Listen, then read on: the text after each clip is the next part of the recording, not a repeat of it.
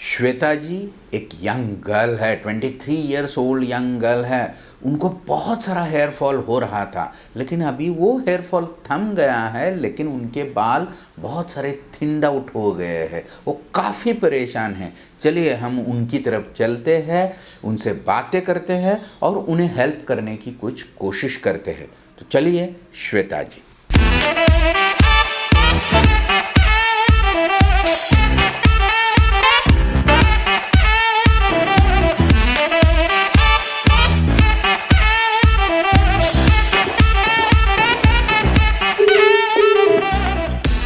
Hello. Hello. हाँ श्वेता जी, मैं doctor Dhananjay Chauhan बात कर रहा हूँ, क्लियर स्किन और हेयर एमडी पुणे से। Good evening sir. Good evening. Good evening Shweta ji, आपने हमें क्वेश्चन पूछा था कि आपके बाल बहुत झड़ रहे थे, लेकिन अभी बाल झड़ना कम हो गए, लेकिन वो थिन्ड आउट हो गए, बढ़ नहीं रहे हैं। आप काफ़ी परेशान हैं इससे। यस, क्या मैं जान सकता हूँ कि आपका एग्जैक्ट प्रॉब्लम क्या है और कैसे हो गया है? बेसिकली मेरी उम्र 23 साल है। यस। मेरी 23 साल की उम्र के हिसाब से मेरे बहुत सारे बाल जा चुके हैं। ओके, कितने दिन से ये बाल झड़ना चालू था आपका? मेरे टीनेज में मुझे शुरू हुआ था, जब मैं 1920 में पहुंची थी। Okay okay okay. उससे शुरू हुआ था। लेकिन बहुत सारा झड़ रहा था देन, उस टाइम पे क्या आप क्रैश डाइटिंग कर रही थी या कुछ खाना अच्छा नहीं था, या क्या अभी ज़्यादा हो गया, या उसी टाइम से ही झड़ना चालू हो गया था? उस टाइम ज्यादा हुआ, थोड़ा सा हुआ था शुरू, बट अब ज्यादा हो रहा है। ओके ओके, लेकिन अभी? अभी मेरा हेयर फॉल रुका है, कम हुआ है पहले से। ओके पर अभी मेरे बाल बहुत सारे थिन्ड आउट हो चुके हैं, बहुत तकड़े होते हैं। ओके, आपका स्काल्प भी दिखने लगा है, आपका अंदर की स्किन भी दिखने लगी है, ऐसा कुछ है? हाँ हाँ हाँ हाँ। देखिए, यंग एज में जो हेयर फॉल होता है उसके बहुत सारे रीजंस रहते हैं। उसमें से इम्पॉर्टेंट थिंग है हेल्दी लाइफस्टाइल न रहना। आप जो यंग लोग हैं उनमें हेक्टिक लाइफस्टाइल रहती है, खाना टाइम पे नहीं होता, खाना अच्छा नहीं होता, इवन आप जो कुछ एक्सरसाइज करना चाहिए वो एक्सरसाइज ठीक तरह से नहीं कर पाती, या आपके काम के टाइम या आपकी जो ये रहती है ऑफिस के टाइम या रात भर जागना, तो आपकी जो लाइफस्टाइल है उसके कारण भी ये हो सकता है। जंक फूड के कारण हो सकता है, अच्छा न्यूट्रिटिव डाइट नहीं हो सकता, इसके रीज़न से भी हो सकता है। This is one and important thing. दूसरा इम्पॉर्टेंट थिंग है यंग एज में बाल जाने का, वो है जेनेटिकली। अगर आपकी मम्मी को या पापा को ही बाल थिन्ड आउट है तो आपके भी बाल थिन्ड आउट हो सकते हैं, और ये जो हेक्टिक लाइफस्टाइल है उसकी वजह से भी आपके बाल थिन्ड आउट हो सकते हैं। तीसरा इम्पॉर्टेंट कारण है हो सकता है, वो है इम्पॉर्टेंट कारण, वो है कोई हार्मोनल प्रॉब्लम। आपको अगर पीसीओडी रहेगी या मोटापन रहेगा या इर्रेगुलर मेंसेस रहेंगे तो भी आपके बाल ज़्यादा जा सकते हैं। ये भी इम्पोर्टेंट। आपका वेट कितना है, हाइट कितनी है? सर मेरी हाइट है 4.8 और मेरा वेट हाँ। है 51। हाँ, तो आपका वेट आपके हाइट के हिसाब से थोड़ा ज़्यादा है, ओवर वेट है। अगर मेंस्ट्रुअल इरेगुलरिटीज़ है, हार्मोनल प्रॉब्लम है, तो भी आपके बाल झड़ना और ज़्यादा हो जाता है न्यूट्रिशनल डिफिशिएंसी के साथ या ये लाइफस्टाइल।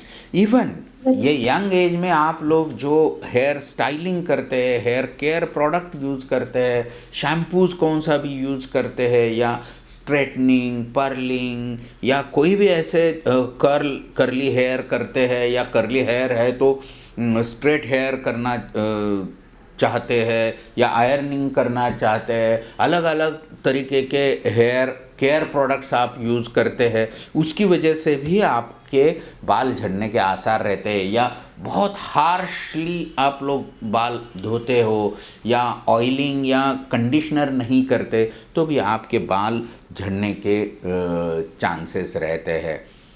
तीसरा एक इम्पॉर्टेंट चीज़ है जिसे टीलोजन ईफेल्वियम कहते हैं। टीलोजन ईफेल्वियम यानी कोई भी तरह का स्ट्रेस हो, फिजिकल, मेंटल, सोशल, इकोनॉमिकल, या नींद अच्छी न होना, या आप कुछ बीमार पड़ गए हो या क्रैश डाइटिंग किया है आपने अगर, तो भी आपके बाल झड़ने के चांसेस रहते हैं। बहुत सालों तक बाल झड़ते हैं, न्यूट्रिशनल डिफिशिएंसी या क्रैश डाइटिंग आपने किया है तो और भी ज़्यादा झड़ सकते हैं। या कोई आपको बड़ी बीमारी हो गई हो, टाइफाइड हो गया हो, कॉलरा या जॉन्डिस हो गया है, या मलेरिया हो गया है, डेंगू, या आप कोई बीमार थी, कभी ऑपरेशन हो गया है, तो बहुत सारे रीज़न रहते हैं। हुआ था। ऐसे कुछ नहीं हुआ था, ओके, तो लाइफस्टाइल के कारण भी हो सकता है। मैं कुछ रीज़न ये इसलिए बता रहा हूँ कि ये हिस्ट्री से कुछ रीज़न आ सके तो उसे हम लोग रेक्टिफाई करने की कोशिश कर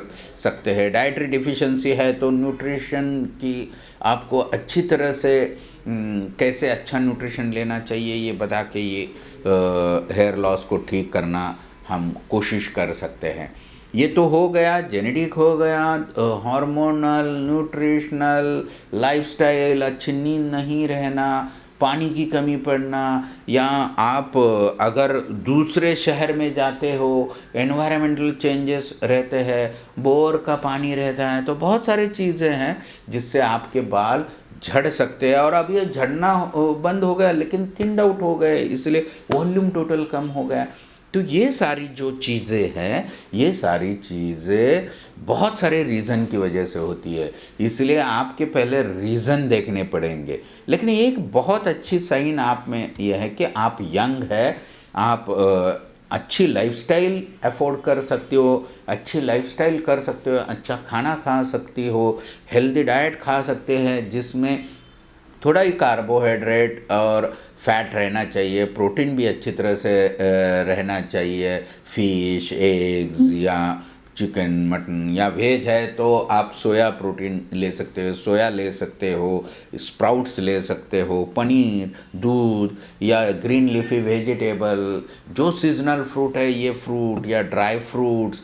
एक्सरसाइज आपको अच्छा करना चाहिए। ये सब चीज़ करके आप अच्छी तरह से आपके बाल झड़ना ये कम कर सकते हो, या थिन बाल है उसे थिक बनाने की कोशिश भी कर सकते हो, सिर्फ घर में अच्छी तरह से हेल्थ केयर रूटीन और आपका जो डाइट है उसके साथ ही। और एक हेल्दी लाइफस्टाइल अगर आप करोगी तो आपके बाल और थिक होने के चांसेस है। या जो कुछ बाल आपके झड़ चुके हैं, स्पेशली कुछ दिन पहले या कुछ महीनों पहले, या आपके हेयर टिलोजन फेज में गए हैं, तो उसे हम लोग स्टिमुलेट भी कर सकते हैं कुछ दवा से या कुछ प्रोसीजर से। और जो कुछ हेयर स्टाइलिंग कर रहे हैं उसमें भी थोड़ा सुधार करके, अगर आपके बाल थिन्ड आउट है, अगर आपके बाल बहुत झड़ चुके हैं, तो कोई भी स्टाइलिंग प्रोडक्ट मत यूज़ कीजिए। या कोई भी हेयर स्टाइल करना यानी आयरनिंग करना, कर्लिंग करना, या ऐसे स्टाइल अवॉइड करो, क्योंकि ये बाल थिन रहते हैं, प्रोटीन्स की कमी रहते हैं, ये टूटते हैं, तो इसे अच्छी तरह से करो। हेयर केयर रूटीन भी आप फॉलो कीजिए। सर से नहाते हैं तब हेयर ड्रायर मत यूज़ कीजिए, उसे टॉवेल से ड्राई करते रहिए, नेचुरल एयर से ड्राई करने की कोशिश कीजिए। जब गीले रहते हैं तब उसे खींच के या ऐसे मत करो, उसको ड्राई करो, टॉवेल से ड्राई करो, अच्छी आदतें डालो। समझ में आ रहा है? यस सर, सारी चीजें समझ में आ रही है। हाँ, सारी चीज़ें। जो गए वाइट बाल है वो वापस आ सकते हैं? अगर टिलोजन फेज में हैं आपके बाल, या थोड़े दिन पहले आपके बाल जा चुके हैं, अगर आपको गंजापन नहीं है, फीमेल पैटर्न बाल्डनेस नहीं है, तो जो रिसेंट लॉस है उसमें से बहुत सारे हेयर वापस ला सकते हैं टिलोजन फेज में। जो रेस्टिंग फेज में बाल है, डॉर्मेंट हेयर फॉलिकल है, उससे हम लोग स्टिमुलेट कर सकते हैं। और वो स्टिमुलेट करने के लिए ये हेल्दी लाइफस्टाइल, डाइट, इसके साथ आपको या कोई मेडिकल प्रॉब्लम नहीं है, कुछ मेडिसिन नहीं ले रही है, तो आप आपके डॉक्टर को दिखा के, डर्मेटोलॉजिस्ट को दिखा के, नज़दीक वाले स्किन स्पेशलिस्ट को दिखा के, आपके पहले क्यों इतने बाल झड़े और कितने थिन्ड आउट हेयर है, उसे कैसे थिक कर सकते हैं, इसके लिए बहुत सारी दवाइयाँ भी है। या हेयर लॉस और ज़्यादा न हो सके इसलिए भी हम लोग कोशिश कर सकते हैं और अच्छी तरह से बाल ला सकते हैं। बहुत सारे ट्रीटमेंट रिसेंट मेडिसिन और सपोर्टिव ट्रीटमेंट्स है, जिसमें पीआरपी है, मिजोथेरेपी है, रोलर है, even low level leather light आप कर सकते हैं। और अच्छा एक्सरसाइज, डाइट, न्यूट्रिशन और कौन सा है वो कॉज को दूर करके आपके बाल जरूर वापस आ सकते हैं। तो पहले हेल्दी लाइफस्टाइल, अच्छा डाइट खाना एंड नज़दीक वाले डर्मेटोलॉजिस्ट को दिखाया तो बहुत जल्दी आपके जो झड़े हुए बाल है उसमें से कुछ रिकवर करने की हम लोग कोशिश करेंगे, और थिन्ड आउट बाल है उसे ज़रूर ठीक करने की कोशिश कीजिए, आपकी कोशिश कामयाब रहेगी। ओके, समझ में आ रहा है?